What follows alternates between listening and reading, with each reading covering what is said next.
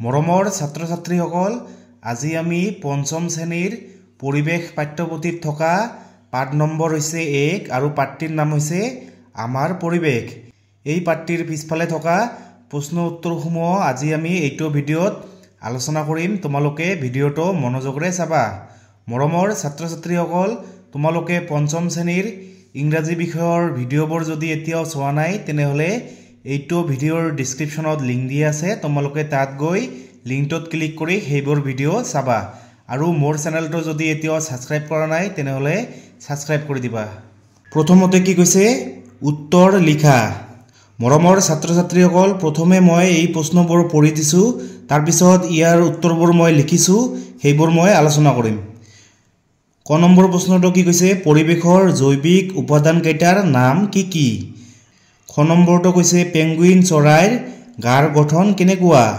গ নম্বৰটো হৈছে জলা অঞ্চল কাক বোলে?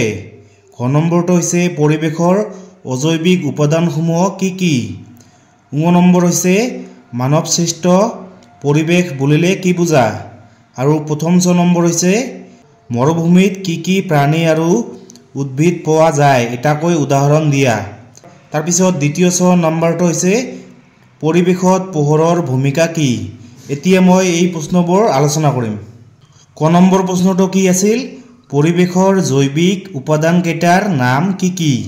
এইটোৰ উত্তৰ হ'ব পৰিৱেশৰ জৈৱিক উপাদান কেইটাৰ নাম হ'ল উদ্ভিদ, তাৰপিছত প্ৰাণী, চৰাই চিৰিকটি, কীট পতংগ, অণুজীৱ আদি। মৰমৰ ছাত্ৰ ছাত্ৰীসকল, তোমালোকে এটা কথা মনত ৰাখিবা, জৈৱিক উপাদান, পৰিৱেশৰ জৈৱিক উপাদান কোনবিলাক? জৈৱিক মানে হৈছে পৰিৱেশৰ যিবিলাক উপাদানৰ কি জীৱন থাকে বা প্ৰাণ থাকে, সেইবোৰ হৈছে জৈৱিক উপাদান।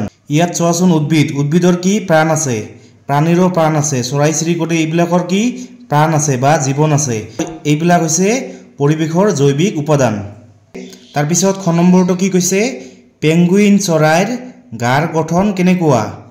এই প্ৰশ্নটিৰ উত্তৰ হ'ব পেঙ্গুইন চৰাইৰ গাটো সৰু সৰু পাখিৰে আৱৰা। ইয়াৰ ডেউকা দুখন সৰু হোৱাৰ বাবে পেঙ্গুইন চৰাইয়ে উৰিব নোৱাৰে, কিন্তু ই সাঁতুৰিব আৰু খোজকাঢ়িব পাৰে। তাৰপিছত গ নম্বৰ প্ৰশ্নটো কি কৈছে, জলা অঞ্চল কাক বোলে? এই প্ৰশ্নটিৰ উত্তৰ হ'ব সাময়িকভাৱে বা স্থায়ীভাৱে জলমগ্ন হৈ থকা মাটিভাগেই হ'ল জলাভূমি, যেনে বিল। জলভূমিৰ এটা উদাহৰণ দিছে কি বিল। তাৰপিছত ঘ নম্বৰটো কি কৈছে, পৰিৱেশৰ অজৈৱিক উপাদানসমূহ কি কি? এই প্ৰশ্নটিৰ উত্তৰ হ'ব পৰিৱেশৰ অজৈৱিক উপাদানসমূহ হ'ল বায়ু, পানী, মাটি, নৈ, জান-জুৰি, পৰ্বত পাহাৰ আদি।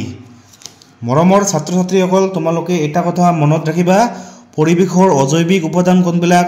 পৰিৱেশৰ যিবিলাক উপাদানৰ কি প্ৰাণ বা জীৱন নাথাকে।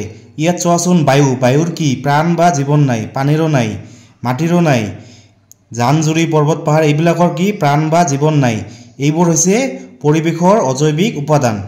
তাৰপিছত ঙ নম্বৰটো কি কৈছে, মানৱ সৃষ্ট পৰিৱেশ বুলিলে কি বুজা?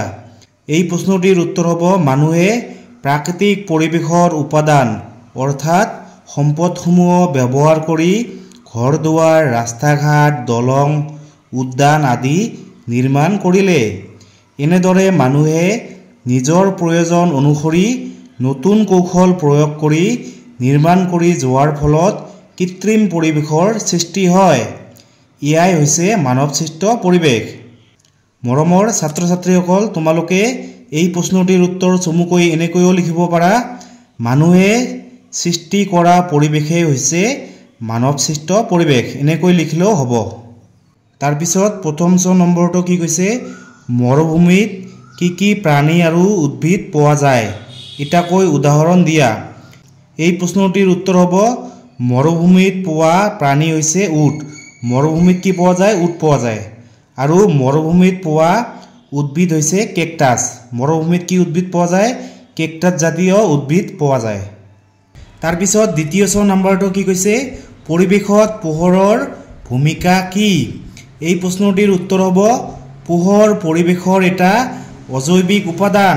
পোহৰ হৈছে পৰিৱেশৰ এটা কি অজৈবিক উপাদান। অজৈবিক উপাদান কোনবিলাক যিবিলাক উপাদানৰ জীৱন নাই, পোহৰৰ কোনো জীৱন নাই।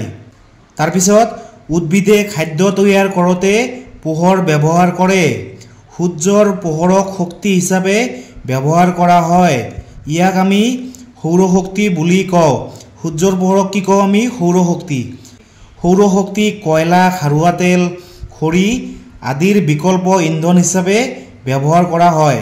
মানে আমি সৌৰশক্তিক কি কয়লা, খাৰুৱা তেল তাৰপিছত খৰি এইবিলাকৰ বিকল্প মানে এইবিলাকৰ সলনি আমি সৌৰশক্তিক ব্যৱহাৰ কৰিব পাৰোঁ। তাৰপিছত 2 নম্বৰটো কি কৈছে খালী ঠাই পূৰ কৰা।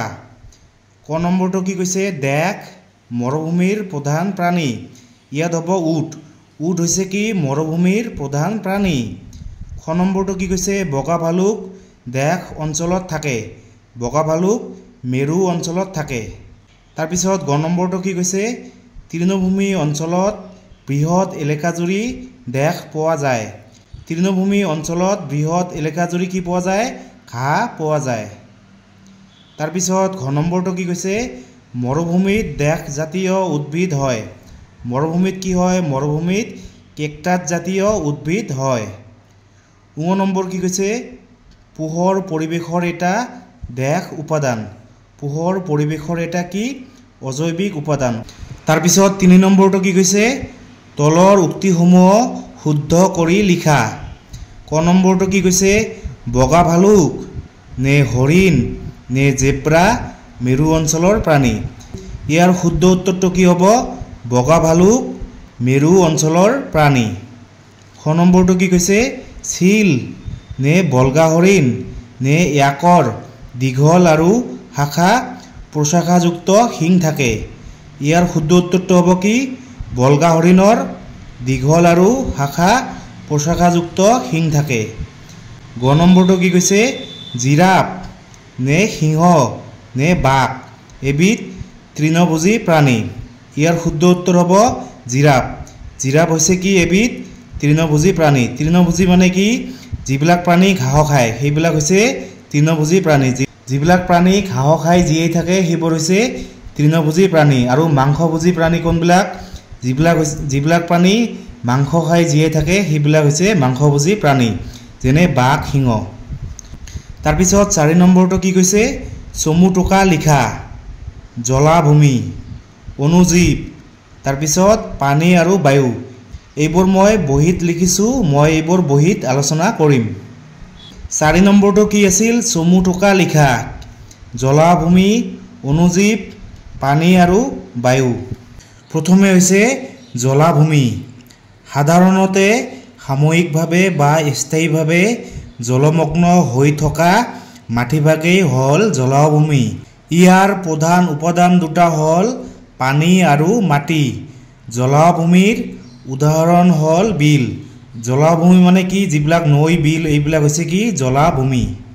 তাৰপিছত হৈছে কি অনুজীৱ। বেক্টেৰিয়া ভাইৰাছ আদি জীৱ ইমানেই সৰু যে খালী চকুৰে ইহঁতক দেখা পোৱা নাযায়। এইবোৰক অনুবীক্ষণ যন্ত্ৰৰ সহায়তহে দেখা যায়। সেয়েহে ইহঁতক অনুজীৱ বোলে। ইহঁত মাটি পানী বায়ু সকলোতে থাকে। অনুজীৱ কোনবিলাক বেক্টেৰিয়া ভাইৰাছ এইবিলাক হৈছে কি অনুজীৱ। এই অনুজীৱবোৰ ইমানেই সৰু যে আমি খালী চকুৰে দেখা নাযায়। ইয়াক অনুবীক্ষণ যন্ত্ৰৰ সহায়তে আমি দেখিব পাৰোঁ। সেইকাৰণে এইবিলাকৰ নাম হৈছে কি অনুজীৱ। তাৰপিছত কি পানী আৰু বায়ু। পানী হৈছে পৰিৱেশৰ এটা অজৈবিক উপাদান। পানী অবিহনে কোনো জীৱ জীয়াই থাকিব নোৱাৰে। পৃথিৱীৰ মুঠ পানীৰ বেছিভাগেই সাগৰ মহাসাগৰত আছে। ইয়াৰ উপৰি বৰষুণ নদ নদী খাল বিল জান জুৰি হ্ৰদ ভূগৰ্ভৰ পানী আদি হ'ল পানীৰ একোটা উৎস। উৎস মানে হৈছে পানী আমি ক'ত পাওঁ বৰষুণ নদ নদী তাৰপিছত খাল বিল জান জুৰি এইবিলাকত আমি পানী পাওঁ। তাৰপিছত হৈছে কি তাৰপিছত বায়ু। আমাৰ চাৰিওফালে বায়ুৱে আৱৰি আছে। বায়ু থকাৰ বাবে আমাৰ পৃথিৱীখন উদ্ভিদ প্ৰাণী আৰু মানুহৰ বসবাসৰ উপযোগী হৈছে। বায়ুত নাইট্ৰজেন অক্সিজেন, কাৰ্বন ডাই অক্সাইড থকাৰ উপৰি জলীয় বাষ্প আৰু আন বহুতো গেছ থাকে। মৰমৰ ছাত্ৰ ছাত্ৰীসকল, তোমালোকক যদি ভিডিঅ'টো ভাল লাগে তেনেহ'লে লাইক কমেণ্ট আৰু শ্বেয়াৰ কৰিবা আৰু মোৰ চেনেলটো যদি ছাবস্ক্ৰাইব কৰা নাই তেনেহ'লে ছাবস্ক্ৰাইব কৰি দিবা। Thank U.